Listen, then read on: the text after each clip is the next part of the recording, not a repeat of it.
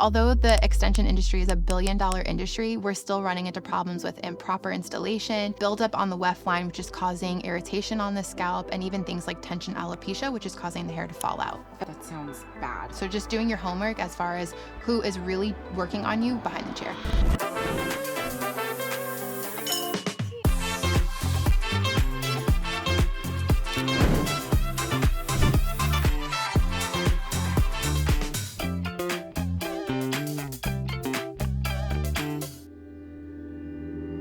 Hey guys, welcome back to Glow Talks. I'm excited to share with you an episode today. We're talking confidence building, hair care, which I've touched on skincare in the past, but I do want to touch on this subject for men and women. We've got some surprises in our show for you today. Motherhood, entrepreneurship, we're talking about it all. And I have a fabulous guest today, Renee Turner. She's Hello. here. Thank you so much for being here. Thank you for having me. I'm excited. Of course. And you are just fabulous between your entrepreneurship with your business, raising 4 boys. Yes. Oh my gosh, I can't even imagine. You're going to have to tell us about it. So welcome. Thank you so much. I'm really excited to be here. Yeah, I'm excited to have you. Thank you.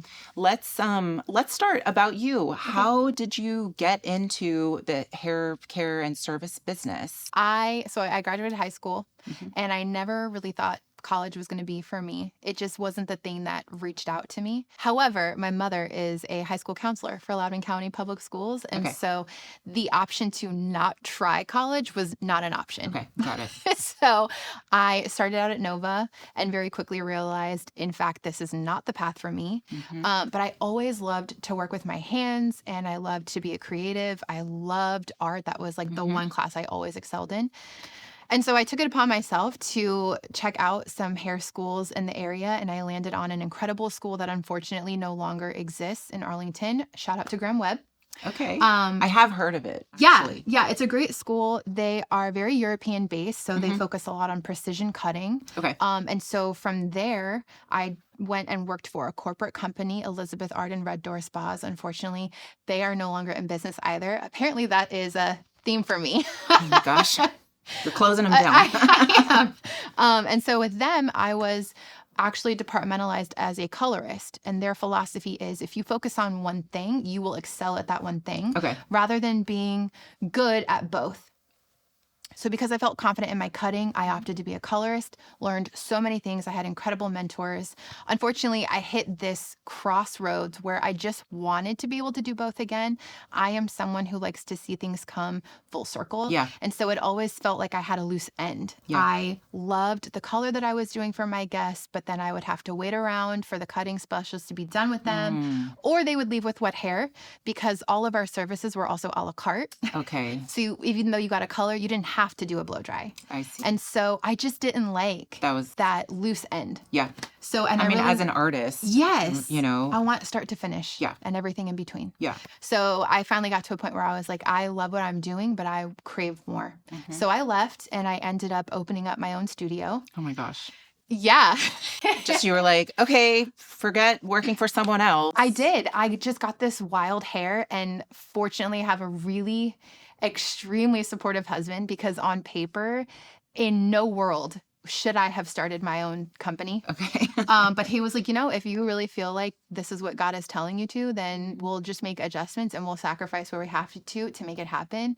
And because of my husband being so supportive, I have now been behind the chair on my own independently for 8 years. Wow. Yeah. That's incredible. Well, and I mean, it goes to show about like having a faith-based life, right? Yeah. Because sometimes we don't see like the potential or what the end result is. And it's scary. Yes. It's scary to like step out and be like, okay, well, I feel this and God put this in my heart. So it must be that I'm going to, I mean, luckily. Well, and I really had to walk in that, because when I made the choice to leave Red Door, I also knew that they were going to keep my entire clientele.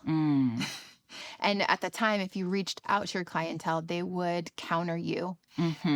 Essentially with a gag order, like leave your clientele alone or we will pursue you legally. I mean, I've worked in industries like that too. So. Yeah. And they take those very seriously. So I went and I started this thing with almost no clientele. Oh my gosh. I went from having a full book and just to taking by yourself. 30 people by you myself. You didn't have any other Nope. hair Nope. hair professionals Just come me. with you? Yep. Just me. Okay. And a little studio. And I had to work it from the ground up. And so that was Abram James? Originally, it was something totally different. Okay. And then it evolved into Abram James once I found out I was pregnant with my first son. Okay. And then I had him, and it was like this rebirth of myself, essentially. And so once I had him, I came back from maternity leave. I really wanted everything about my professional life to reflect my personal life. Okay. Yeah. Hence the name change. I even rebranded my colors. I just wanted it to speak for itself. And I think that since that rebranding, it really has done that. Mm-hmm. Most hairdressers don't go by Abram James. Yeah, right. But, and my friends joke around that, like, I now need to name a product line or, things that I create after my other sons because everybody needs to have their name on something. I will not do that. But that was a very special time in your life. It was. It was. Helped to inspire you. Yes. Yeah. Having him grounded me more than anything else had. And I felt this push, like, it just can't be mediocrity anymore. Like, this is my business. This is how I'm going to provide for my family. This is something that I really want to see grow. Mm-hmm. So I put everything. What I thought I had put in before didn't compare to the things that I have put in it since then. I mean, it's kind of incredible because I have a similar... I mean, it's not the same about starting my business with my kids, but like when I initially did the branding and like trying to see the vision of what I was going to be doing here in the real estate world, like it was very scary. Like I didn't have all the answers. I just knew that this was something that God wanted me to do. I just kept feeling called, Yeah. I totally understand that. Every day, at least for that first year, I would just had to put one foot in front of the other. Yeah. There were times where, for my full week, I might have 5 people. Please provide the clientele for me to at least make my rent. If I can at least make my rent, then I can do anything else. Right. But I just have to maintain my rent so that I can maintain coming here. And I know there's a purpose in here. And ultimately, I started to realize later on that what I'm doing behind the chair is my ministry. My mom always used to say that to me, even when I didn't see it, even working for Red Door. And I don't mean to interrupt you, but we just had a couple of different episodes on like college application process, going to school versus not going to school. And I really admire that you like really stepped out, and even despite what your mom thought. Yeah. Oh yeah, she thought a lot. And I'm sure, as mothers do. She had some very strong opinions. Yeah. But, I mean, kudos to you because now you have a thriving, successful business. Yeah. And little did you know, and I know like it's something else to start small. Like I also started small as like a referral agent. I was still licensed. I worked when I was much younger in my high school years in the summer times as a sales assistant in some of the new, actually the townhomes were just being built off of Wax Pool. And it was like literally a dirt road. Yeah. Driving down there, like to my first day as a sales assistant in the, Builder Miller and Smith home to show townhome for show, and I'm driving past cows and a dirt road, and I'm like, old Loudoun County. Where am I? So it's just fascinating to kind of see that sometimes even those little small steps and just kind of like stepping out and being like knowing that God's got your back, having that strong faith, that and there's a reason while doing for it. That I was helping 2 of my mentors. One of them had left on maternity leave to have a baby. Okay. That had mentored me at Red Door. So they trusted me and they're like, hey, do you want to come help? And I'm like, wow, this is another stream of income. Yeah. Sure. So I just was working from exactly sun up to sundown. And even while working for them, I was still learning from them. And not even just, here's another way to put your foil pattern in, or here is a new technique for this specific haircut. It was everything from like, this is how we're going to treat our guests, because they also had moved into their own studio separate of mine. It was in a different place, but just, it's so different to operate from a place of I am being required of things by an employer to being the CEO, the CFO, the manager, the front desk staff, the assistant, the colorist, the stylist, like wearing all the hats. And so they did a really great job of showing me what that looked like professionally, but in such a positive way, because the thing that I had learned from all the other salons I had worked at, not even including Red Door, was what I shouldn't do. Okay. It's so easy to pick up the negative habits of those before you. Yep. And even in how you operate as a leader. Yeah. And they were the first two to show me, this is how you properly lead. This is how we serve our guests. Yeah. This is the experience. Exactly. It's a holistic it's a whole package experience, not just, they're coming to get their hair colored or cut or Yeah. not, or walking out with a wet head. Yeah. Fun fact, I actually used to work in 2 different hair salons. No way. Yeah. When I was younger, we had DECA or whatever, you know, and so I was always working while I was in school. Yep.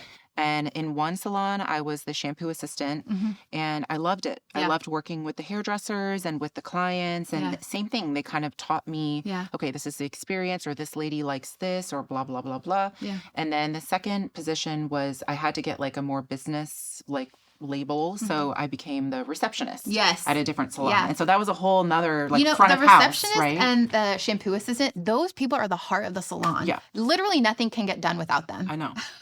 So I actually really loved working in that space and in the environment. And like you say, like, this is an opportunity to, and I saw all the, you know, hairstylists there with their clients in the chair for an hour, 2 hours sometimes. And a lot of it was just, they build a friendship and a rapport. And and I know with my hairstylist, Karen, love you, like, you know, like, we're friends. Yeah. You know what I mean? Yeah. And we help one another. Yeah.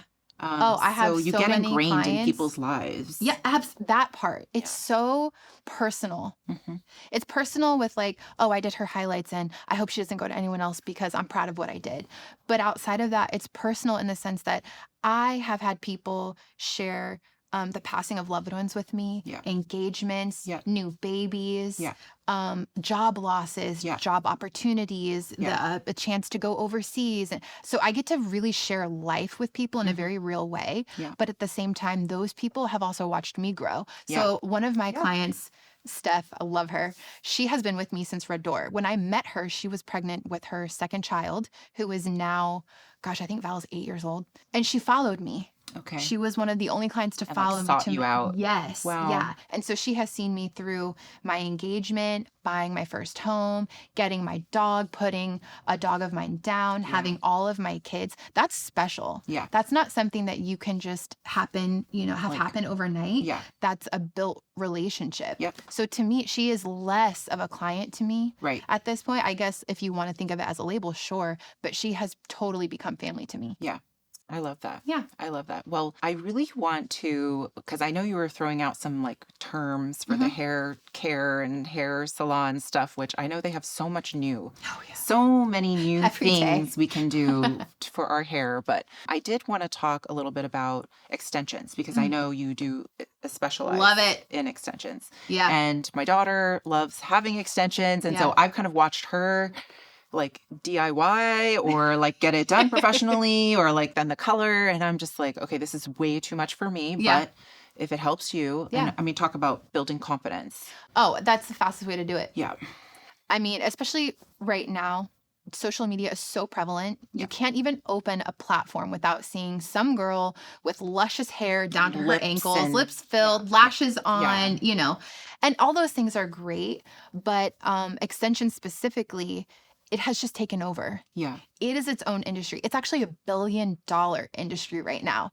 I genuinely have had women in my chair forefront their mortgage or their rent in order to afford their hair. We're not doing that. Yeah. No. Don't sit in my chair and tell me you're skipping your rent for hair. Yeah. Not a good idea, guys. The first time that happened, I just glitched. Yeah. And I said, "Are you serious?" She goes, "Yeah. But it's what I need. I need it, Renee." Okay, so yes, and I agree with you about the social media, because like I wasn't exposed to that at a young age, and I mean, like, I wouldn't have survived before we started. Yeah, when I was 14 and 15, like you said before, I looked 14 and 15, and I certainly wasn't paying $1,000 to go put extensions in my hair and get even color. I didn't even do color until after I had my third kid, and I was like, wow, my hair looks really brown now, and it used to be like very blonde. Yeah. So I I understand though, because I have been in those places where I felt very low self-esteem. Yeah. And I didn't do much to take care of myself. Mm-hmm. And then I just remember, like waking up and looking in the mirror one day and being like, who are you? Yeah. You know? Yeah. And even through like my caring for my husband and his cancer and stuff. I mean, I wasn't necessarily getting my hair done, but like I remember in those mornings and just looking at myself and being like, Jess, like you really should at least try to pay some attention to yourself, you know, and don't go down this rabbit hole of coming out of the dark and being like someone different, you know, like not in a good way. Right. So I do think that caring for my hair and seeing that it's healthy, and we can even talk a little bit about like hair loss and kind of what are some of the root causes of that. But I think the confidence is a real boost. Oh, it is. Although, please, yes, don't forego your rent or your mortgage. Yeah. Don't. It's just not. There, you know, there are some other like techniques and things that we can do. So let's talk about that, right? Like color. Oh, yeah. Specialty cuts. Yeah. That wouldn't necessarily need the extensions. Right. As I feel like if you, the first step has to be finding a professional hairstylist that is actually worth the time and the money you're going to give them. Yeah. And I'm not saying that hair cuttery stylists aren't worth their time and money. If that's where you want to go, that's what you're going to get. Yeah, you get what you pay for. I mean, it is true. It's, you know, I see online a lot in these Facebook groups, women who are like, is it true that for a full highlight and a cut, it's going to be at least $250? I just think that's absurd. I'm not looking to spend more than $100. You can do that. You can go find someone to give you a highlight for $100, but I'm going to guarantee my license on the fact that you are going to hate the color. You're going to hate the placement. It is not going to flatter your skin tone, your face shape, your eye color. It's an artistry. Yeah. It's not a hobby for most people. Like you have to know the quality of the hair, the undertones of the hair color, which blonde might match better, right? If you're trying to make it look more natural or blend, right? Yeah. There's something to be said for seeing a hairdresser who truly takes their craft seriously. I love blonding. I love blonding, extensions. A friend of mine, a colleague of mine that I work with, she is like, absolutely not. I'm not blonding. I don't find joy in that. So I'm going to outsource you to Renee. If you want help with other things, I'll be here for you. Because what I have found is that most people just don't want to take the time. I can't tell you how many clients have shared with me, new clients that have either heard about me or they're just looking for someone new. I didn't know this about my hair. I didn't think my hair was like this. I was told this about my hair. But that means that the person that you were entrusting with your hair isn't taking the time to get to know you. When you're in my chair, it's very much, what is your routine like? Yeah. I know that this is your goal. But let's be realistic. If you put your thumb on the image you're showing me, do you still like the color or do you only like the color and cut because of the face that it's on? Right. 9 times out of 10, when someone does that, oh, no, you know what? I think it's a little bit warm for me. I don't actually like that. Right. Because your eye was focusing on other things in that photo that actually don't benefit you. Yeah. So I think that hairdressers just need to do a better job of slowing down and listening to their client to hear them, not listening to respond. And like being a guide. Yes. Right. And again, going back to even the extensions, like let's talk about budget. And, you know, a lot of people don't want to say like, oh, well, I can't really afford that. They'd be like, oh, whip out their credit card. Right. And this is, again, another problem, I think, with our young folks of just gathering debt unnecessarily instead of having someone who they can trust to be like, you know what, actually, we could do that maybe in 3 months. Right. Let's prep you. Yes. Right. And let's get your hair a little healthier. Yeah. And like you said, talk about what your hair care steps are at home. Right. What kind of products are you able to afford and use? How often are you washing your hair? Right. Because what little known fact, like right? Home? We don't have to wash our hair every day, and it's probably not even It's healthy. not good for you. Right. Also, I didn't know that as a kid. Yeah, because no one tells you that. And most people also don't know they should shampoo their hair twice in the shower. Not just once and condition, but shampoo twice. Shampoo twice and condition. Yeah. But with extensions, you know, it is such an investment. And so when I am talking about them, I'm like, whether or not you have the money, if you have the money, are you going to maintain them well? Yeah. If you do not take care of these, you're going to throw anywhere from $1,500 to $2,500 out the window. Yeah. And then what good did that do? Yeah. Did we even learn about the better steps we can take to take care of your hair in the process? Yeah. Yep. Because taking care of extensions is actually not difficult at all. It's slightly time consuming, but once you get in the rhythm of it, it's just another day. Right. It's just, we got to brush it. We got to oil it, Yeah. shampoo and condition with proper product, maintain brushing it. Yeah. But most importantly, seeing a professional that knows how to install properly. Okay. I have seen extensions installed that take my breath away because now we're looking at alopecia. We have bald spots from tension alopecia. Okay. A lot of irritation on the scalp because maybe the needle was dug too much. So now we're causing abrasions on the scalp. Some people just aren't great at even shampooing their natural head, let alone their head of hair with extensions. Yeah. Yeah. No, that's a lot. I mean, it's good to know. It's good to know and just be educated before you make a decision and an investment, right, in your hair. Yeah. Which I'm not saying don't. Like if you're going to be more confident with a fuller head of hair and you're willing to do the work, then go for it. Yeah. You know, and it might not have to be forever. Yeah. Right? Yeah. Like that's the other thing. And I notice also like with skincare, and I have some really amazing friends, Afshin, who's been my esthetician and skincare specialist for years. And we would just kind of step stool things, and like just because I had to do a bunch of treatments one year because my skin was just going nuts. Yeah. It doesn't mean that I have to do that every year. That's right. And that as I change and as I'm, doing different self-care stuff, then I can kind of like piecemeal. Everything should be a prescription. Yeah, that's right. It's a prescription. Yeah. And the goal is to not have to do that long term. Yeah. You know what was the most interesting concept? And I don't know where I heard this. I don't even know. I think it was one time when I was working as an integrative nutrition specialist, and I was seeing a lot of patients and looking at a lot of their files. And as I like approached looking at my own file, I was like, you know what? I need to actually like imagine it that I'm opening this manila folder and this is Jessica Ernst and this is what you're currently going through. Yeah. And be as like just non-judgmental as possible. Right. So that I could really accept what I was seeing. Yes. And what I needed to do. Yeah.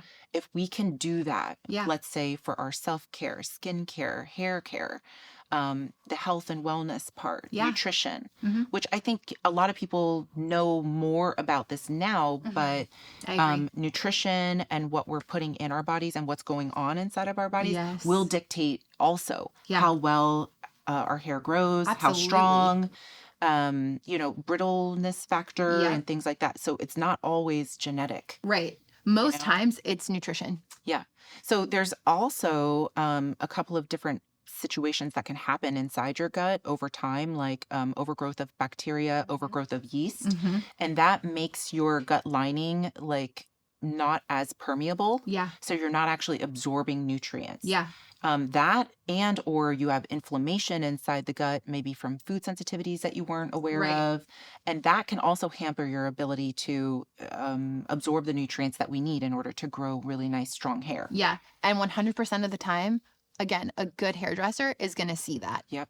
Like I have adults who have adult cradle cap.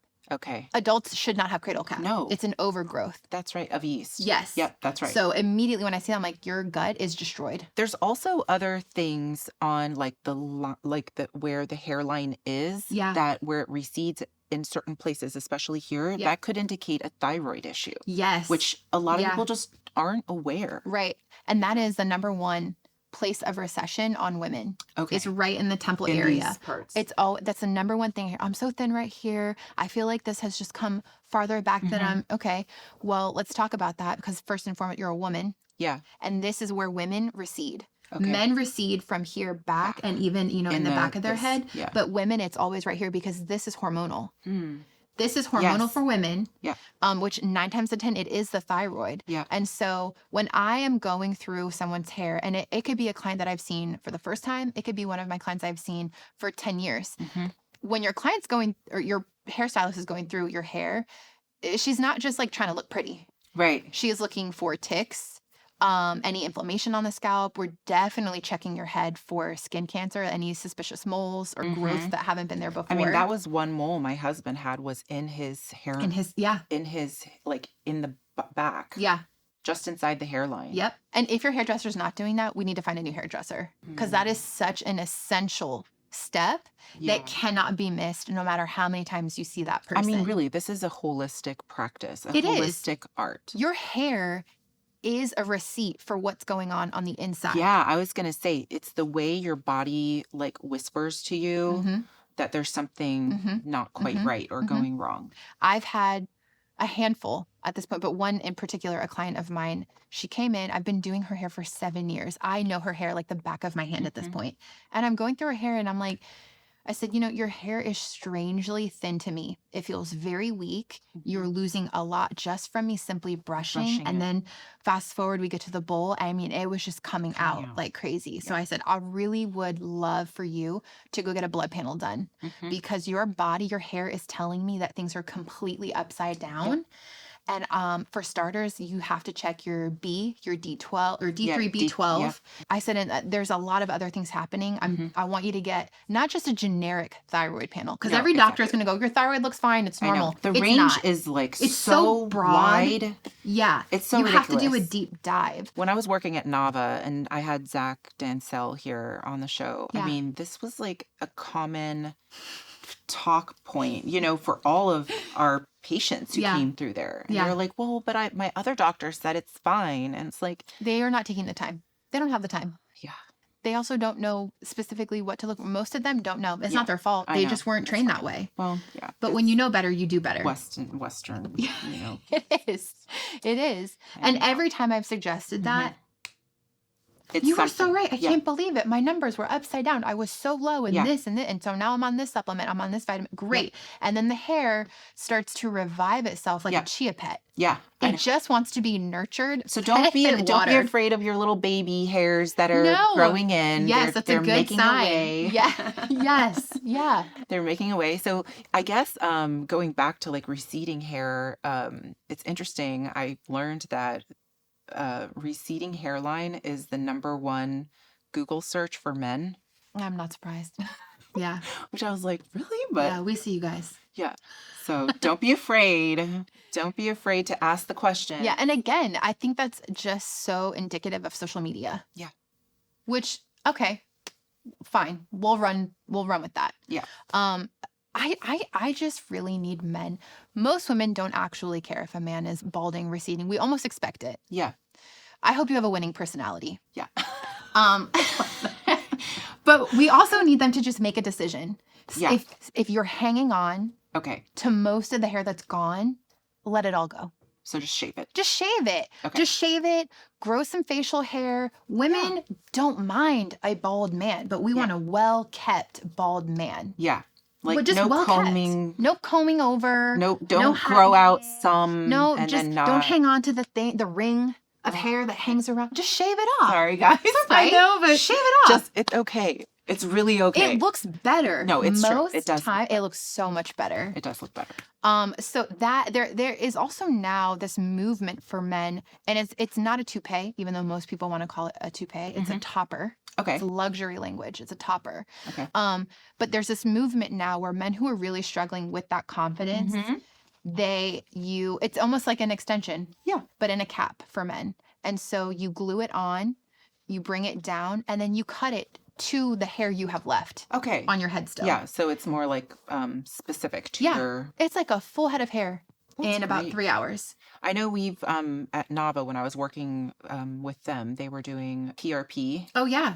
In the hairline and in the hair, which it's a little more invasive, yeah. right? It's effective. It does work. Yeah. Have you seen clients come through who I have done that? Okay. Yeah. That probably works the best long term. Yeah. Unfortunately, ultimately, what takes over with male pattern baldness and that thinning is a DHT hormone. Oh, got it. Yep. Once the DHT hormone takes over, it kills off the follicle, and there's really nothing permanent or long term that's going to bring that back. Yeah. So everything once the follicle closes, and most of the time when you're seeing that soft skin on the hair, the follicle's it's gone. Gone. Okay. So you can do things to kind of revive it. Rogaine is great.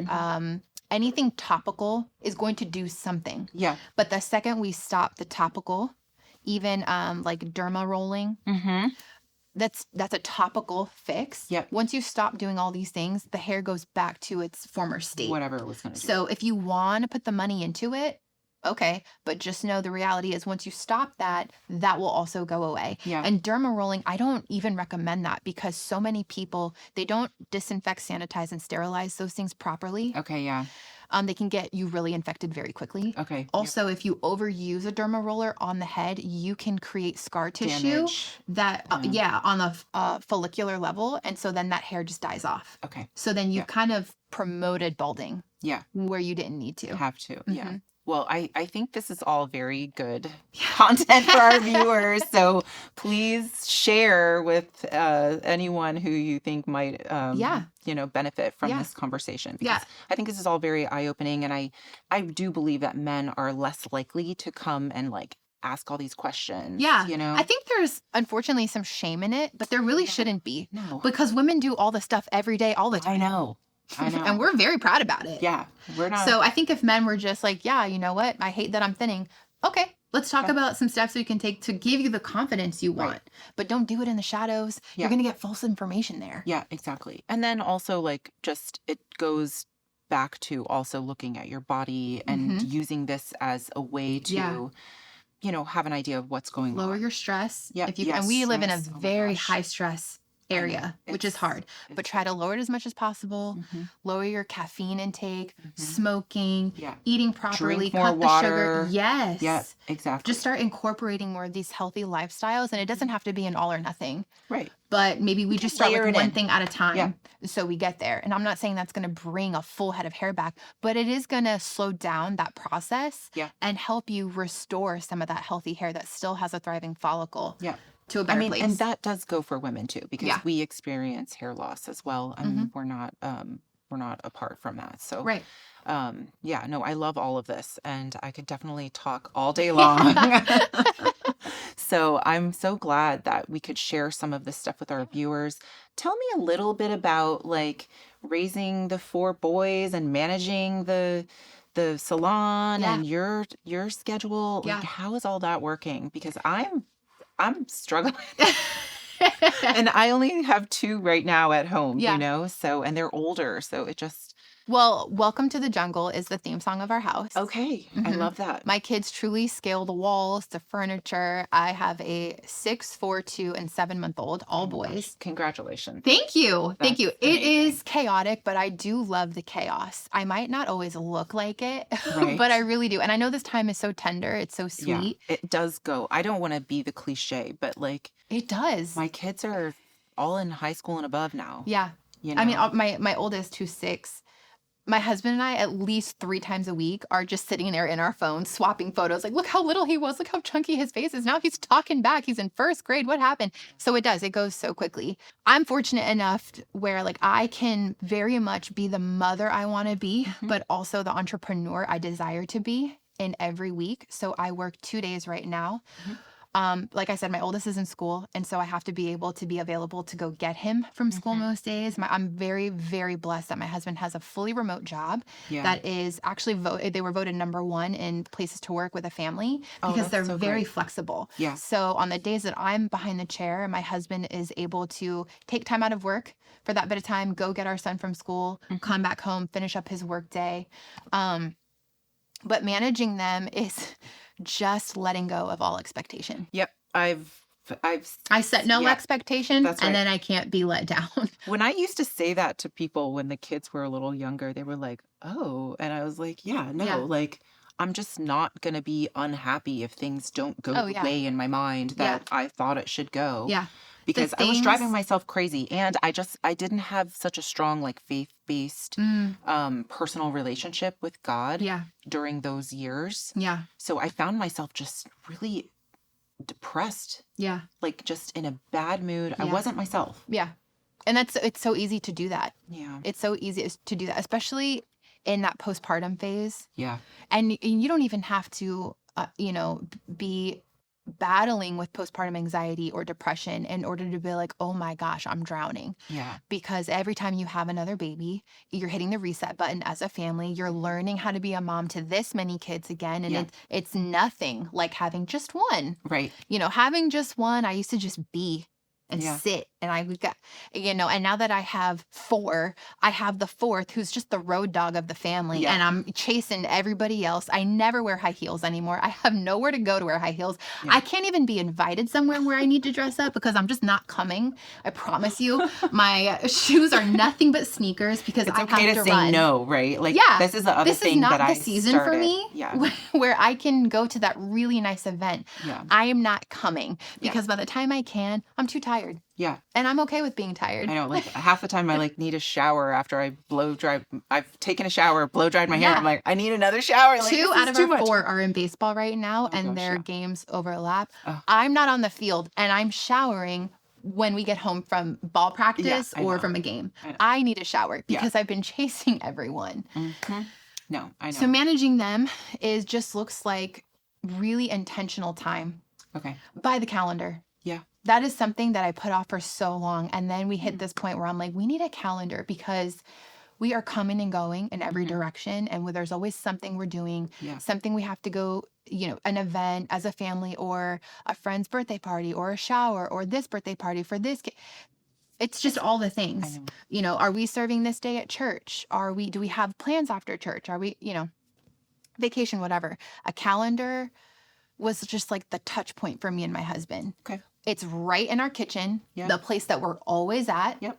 I can't miss it. We can update it easily if we have to. And at Are you this using point like in a my whiteboard life, or is I it just use a digital? whiteboard. Okay, yeah. Everyone keeps telling me about the skylight, and I'm like, I don't want another tech thing. I know, it's just too much work.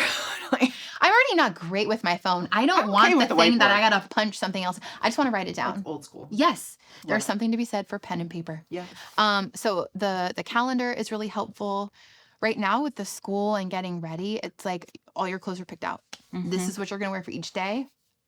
It's no fuss. So my son knows this is what I'm wearing on Monday. This is what I'm wearing on Tuesday. At this point in my life, I have to be so organized. Yeah, I do too. And I was not ever that person before. Okay. But I need organization or it all falls apart. Yeah. I mean, right down to our meals. Like my husband and I will plan our meals for every day of the week because I don't have the capacity. There are no more tabs available in my brain to make a decision. Yeah, that's right. So scheduling. What are we having for dinner? I don't know. Yeah. What's on the board? Don't ask me to, because then I'm going to glitch. Like, I don't know. Yeah. No. Well, and so lo and behold, guys, it can be done. If you're not like an organized person, you can take on some of these tools. Yes. Start small. Yeah, because I'm such a type B mom. Yeah. I'm not organized. I don't make You're just like, this. it's I'm fine. whatever. I was not like that. And now I'm like, okay, I'm more resonating to that side, but I can't. Yeah. Because it's just me. And then I'm like having to stay on top of everything. And my worst fear is like, I literally will wake up in the morning with panic attacks of like, I forgot something today, or I forgot something, or I haven't paid that bill or whatever. And I'm just like, because life is busy and it's hard, but I had to surrender. Yeah. The more organized I was and just put in a little bit of the legwork ahead of time, then I would wake up like that less and less. Yep. That's what I learned. I had to surrender. Because the more I battled for control, the more I disappointed myself. Yeah. My kids didn't disappoint me. The day didn't disappoint me. I disappointed me because I had set this expectation. Right. And when I didn't meet it, I didn't get all the laundry done. I didn't get to the dishes. I didn't get to the grocery store. I didn't make this meal. I didn't, whatever, the list goes on, fill in the blank. That was a me problem, not an anyone else problem. Yeah. So I had to surrender. The things that wound me up so tightly when I just had my first son are not the things that I even blink at with my fourth. Yeah, I know. Baseball practice, 2 of them are, I don't know, deep in the woods. As long as I can hear you, you're fine. Yeah. But if I just had Abram, I'd be like, where is he? He needs to be right here. I need to see him. I just had to let go. It kind of goes back to what you were talking about in your business of learning a holistic way to run it and to create an experience for the people who are coming in and out of your business and to not like, I want to say, have control over every little thing, allowing others who specialize and find joys in the things that you don't. Yeah. Right. So there was a time where my husband wanted to cook and I was like, well, thank God, because I don't want to cook anymore. I don't even want to be in this kitchen. But it worked out. Yes. Right. And then finding like the simple joys and not like what you were talking about, being disappointed in yourself, like not carrying around that energy, right? Like let that stuff go and focus again, go back to focusing on the positive things and what you did do well. And that now you have time to be one-on-one with one of the kiddos, you know? Oh yeah, that's so true. Yeah. Like with mess, again, 4 boys, 6 and under, everything's destroyed all the time. Yeah. I used to be like, we got to pick up these toys right now. Yeah. And now I'm like, yeah, it's definitely messy. And the task is going to be that you guys have to clean up these toys. But instead of harping on it multiple times throughout the day, I just let them be messy, because I don't want their childhood. I don't want them to look back and go, we never really got to play or live in our house because our mom needed it to be clean all the time. Yeah. That's awful. Like for me, this is Tuesday. For them, it's their whole childhood. Yeah. And I don't want there to be any resentment in them when they grow up. Like we never got to just be kids because you were so worried about how the house looked. And honestly, again, that's a me issue. Yeah. I just like things to be kept tidy and clean. They will be at the end of the day when we're going to bed. Yeah, and everyone's yes, we'll but let them live. Yeah. Like that's a big thing for me. Just letting them live and be. It's not the end of the world. We have to be the parents now and let them be the kids. Right. And I want them to enjoy their childhood. Yeah. You want to put on that mask and fly around the house like a superhero, you go right ahead. Yeah. We're going to pick up those costumes later though, but it doesn't have to be right now. Right. No, I love that. I think that is what's going to help us just create balance in all parts of our life, not just with rearing kids and having a home, but I think in our businesses and understanding people and in our community and in church and things like that. It gets messy. Yeah. And that's okay. Surrendering everywhere. Yeah. Truly. Like I surrender whatever my day is going to look like at work, because I can't help the things that people might say to me in the chair. Yeah. I surrender my kids' attitudes or their moods. They're kids. They feel all the things. Okay, fine. It's not about how I've really been working on responding versus reacting. Yeah. With my kids, it's so easy for me. I mean, with people. Yeah. But especially kids who are like 6 going on 16. Responding to them, not reacting to them. Because there's a difference. Yeah. And I want my kids, there's so many times where my son will say something to me and my flesh is like, yeah. Oh yeah. You want to just right away. But the spirit's like, hold on. Yeah. Hold on a second. This is a teachable moment. Yeah. And so I've had to learn to do that too. Practice the pause. Yes. I've heard, and I like run some of these things through my head when I'm trying to train myself to get out of bad habits or out of habits that aren't serving me. This has been just eye-opening, very enlightening. I've so much enjoyed this episode with you. So thank you so much for coming. Thank you. We do have our season 2 ping pong questions coming up. So I'm ready. Thanks for playing along. I love it. Okay. So first question, what is your go-to coffee order? It is only ever a venti black cold brew. Ooh. I love black coffee. Okay. Yeah. I can't take any cream, no sugar, no. I just want to taste the boldness of the beans. Of the actual coffee. Yeah. Okay. Love it. You're a woman of my heart. Okay. Who's the loudest in your house? You or one of your boys? Oh, easily me or my son Abram, my oldest. Okay. The oldest. That independent guy. Honestly, it's probably him because he just goes. I know when to stop, and he's just like full bore all the time. Okay, that's fun. Well, Barrett. What's one worship song that is on repeat or that you really enjoy hearing? CeCe Winans. Oh yeah. Come Jesus Come has been playing a lot for me right now. But I love her. I listened to her growing up. My mom always had her on our CD player, in the car, wherever. She's just so classic to me. I feel you.